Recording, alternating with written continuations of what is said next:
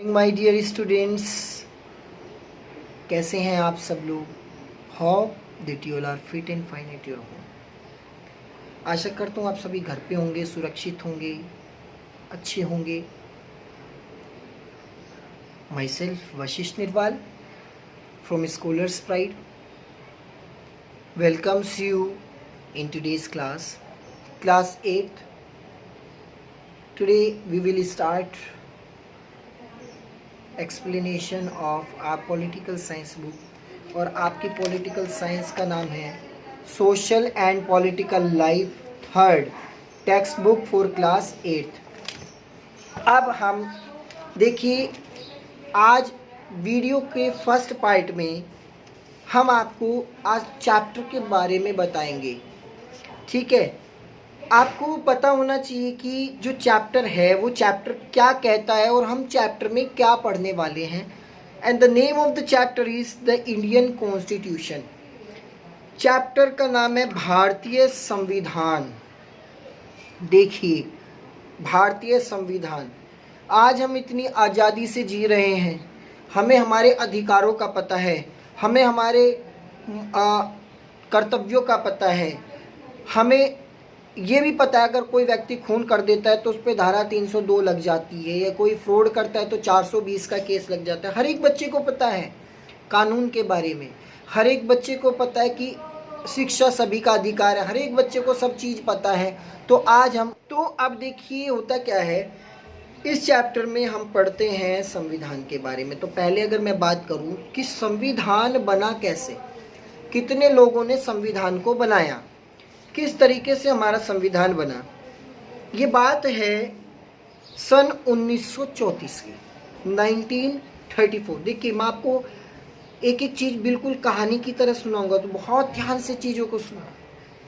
बात है अंग्रेजी शासन के दौरान की, सन 1934 की, जिस समय नेशनल कांग्रेस ने डिमांड करी कि कमेटी गठित करी जाए, एक कमेटी बनाई जाए। और उस टाइम सेकेंड वर्ल्ड वॉर की स्थिति थी, सेकेंड वर्ल्ड वॉर चल रहा था उस time, during the second world war. अब क्योंकि बहुत सारी चीज़ें ऐसी थी, हम लोगों की बहुत दुर्व्यवहार हम लोगों के साथ होता था, किसी चीज़ में आज़ादी नहीं होती थी, हम लोगों को बहुत सारी दिक्कतें होती थी, हर एक चीज़ में हम लोगों को स्ट्रगल करना पड़ता था। इसी तरीके से एक व्यक्ति आए थे, doctor B.R. Ambedkar, doctor Bhimrao Ambedkar. इनके बारे में भी मैं आपको बताऊंगा, लेकिन अभी नहीं, बाद में, चैप्टर के बीच में मैं आपको इनकी स्टोरी सुनाऊंगा, डॉक्टर भीमराव अम्बेडकर के बारे में। ठीक है, अब होता क्या है, 1946 तक ये सब चला। अब जो हमारा संविधान बना वो बना 1946, आज़ादी से एक साल पहले, और वो हमारा जो हमारा फिनिश हुआ है वो हमारा नवंबर 1949 को हमारा संविधान बनके तैयार हो गया। अंग्रेजों से हमारे देश को आज़ादी मिली सन 1947 में। संविधान बनना शुरू हुआ सन 1946 में। संविधान बनके तैयार हुआ सन 1949 में, और लागू हुआ 26 जनवरी 1950, जिस दिन हम गणतंत्र दिवस के रूप में मनाते हैं, रिपब्लिक डे के रूप में मनाते हैं। क्यों? क्योंकि उस दिन हम लोगों के पास हमारा खुद का संविधान था, खुद के अधिकार थे, खुद के मौलिक कर्तव्य थे, ये सब चीज़ें हमारे पास थी। उस समय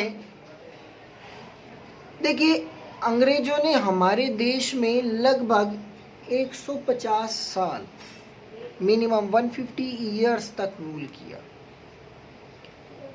और बहुत सारी प्रॉब्लम्स हम लोगों को फेस करनी पड़ी। हम लोगों को पढ़ने के लिए नहीं दिया जाता था, पढ़ने का हमें अधिकार नहीं था। तो आज हम वही चीज़ पढ़ेंगे। Doctor B.R. अम्बेडकर ने इस के जो है प्रेसिडेंट आप कह लीजिए, इसके जो मुख्य रूप से जो बड़के जिन्होंने आगे हिस्सा लिया, जिन्होंने इस चीज़ को समझा कि जो चीज़ें हम पे बीत चुकी वो आम जनता पे ना बीते आज़ादी के बाद, तो इन्होंने बहुत सोच विचारा और एक कमेटी गठित की जिसमें बहुत सारे मेंबर्स ने भाग लिया और संविधान बनाया, जिसमें हर एक चीज़ को नोटिफाई किया, हर एक चीज़ को रिटर्न किया, हर एक चीज़ के बारे में इन्होंने नॉलेज दी। अब बात आती है why does country need constitution. देखिए, एक देश को संविधान की आवश्यकता क्यों होती है? तो सिंपल सी बात है, अगर संविधान में क्या कहता है, what is constitution? Constitution is a set of rules that the entire nation is following. वो एक बुक जिसके अंदर हमारे सारे अधिकार लिखे हुए हैं, क्या हमें करना है, क्या हमें नहीं करना है, करना नहीं है तो क्यों नहीं करना है, और अगर कर दिया तो हमें क्या भुगतना पड़ सकता है, क्या इसका दुष्परिणाम हो सकता है, क्या हम लोगों के लिए नुकसानदायक हो सकता है। अब बात आती है why does a country need constitution. एक देश के पास अपना संविधान होना क्यों ज़रूरी है? देखिए, अगर संविधान नहीं होगा, आप इमेजिनेशन कीजिए, if constitution is not there, अगर संविधान ना हो तो देश के अंदर इतनी बुरी स्थिति उत्पन्न हो जाएगी कि लोग बाग एक दूसरे के दुश्मन होंगे, एक दूसरे को मारना शुरू कर देंगे, भेदभाव होना शुरू हो जाएगा। तो ये सब चीज़ें ना हो, देश के अंदर एकता बनी रहे, देश के अंदर एक यूनिटी बनी रहे, इस वजह से कॉन्स्टिट्यूशन बनाया गया। अदरवाइज तो पहले भी चल रहा था, पहले हम लोगों के पास कितने अधिकार थे, नहीं थे, लेकिन आज हमारे पास सब कुछ है और it's all due to the constitution, संविधान की वजह से। तो संविधान की वजह से आज हम अपने घरों में सुकून से सो रहे हैं, क्योंकि हर एक जगह हर एक व्यक्ति का अपना एक अधिकार है। आज हम अपने बच्चों को, देखिए, बॉयज़ और गर्ल्स को हम इक्वली स्कूल में भेज रहे हैं। संविधान कहता है कि राइट टू एजुकेशन, हर एक व्यक्ति को अधिकार है पढ़ने का, चाहे वो एक गरीब घर का बच्चा हो, चाहे वो एक अमीर घर का बच्चा हो, चाहे वो कूड़े बीनने वाले का बच्चा हो, पढ़ाई का अधिकार सबको है। Right to choose any religion, आप लोगों ने पढ़े हैं fundamental rights, fundamental duties, these topics you have discussed in your previous classes, आप लोगों ने पढ़े हैं। तो अब हम अपना जो चैप्टर है वो स्टार्ट करेंगे। तो देखिए बेटा, डॉक्टर B.R. अम्बेडकर, जैसे मैंने आपको बताया था, भीमराव अम्बेडकर, तो इन्होंने भी बहुत सारे स्ट्रगल्स अपनी लाइफ में देखे हैं। तो मैं आपको, चलो आज डॉक्टर B.R. अम्बेडकर की स्टोरी बताता हूँ, and tomorrow we will start the chapter. आपको इस स्टोरी से समझ में आ जाएगा कि हम चैप्टर के अंदर पढ़ने वाले क्या हैं। स्टोरी शुरू होती है, बाबा भीमराव अम्बेडकर एक बहुत ही गरीब परिवार से बिलोंग करते थे, बहुत ही निचली जाति के थे।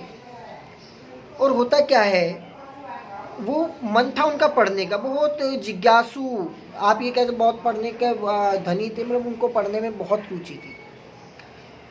लेकिन निचली जाति वालों को पहले नहीं पढ़ने दिया जाता था, क्योंकि हमारे देश के अंदर कास्ट सिस्टम बहुत मायने रखता था। लोगों के साथ इतना दुर्व्यवहार होता था कि जो छोटी जात के लोग होते थे उनको मंदिरों में भी आज्ञा नहीं होती थी कि वो मंदिरों में भी चले जाए।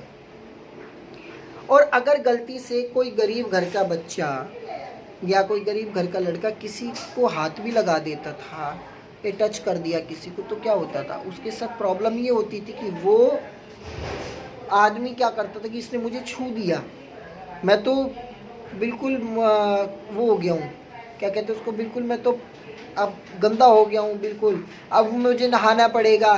तो वो लोग उनसे बहुत हिचकिचाते थे, वो मानते थे कि इन्होंने हमको छू लिया तो हम तो बिल्कुल, हमारे अंदर तो इनके सारे अवगुण हमारे अंदर समा गए।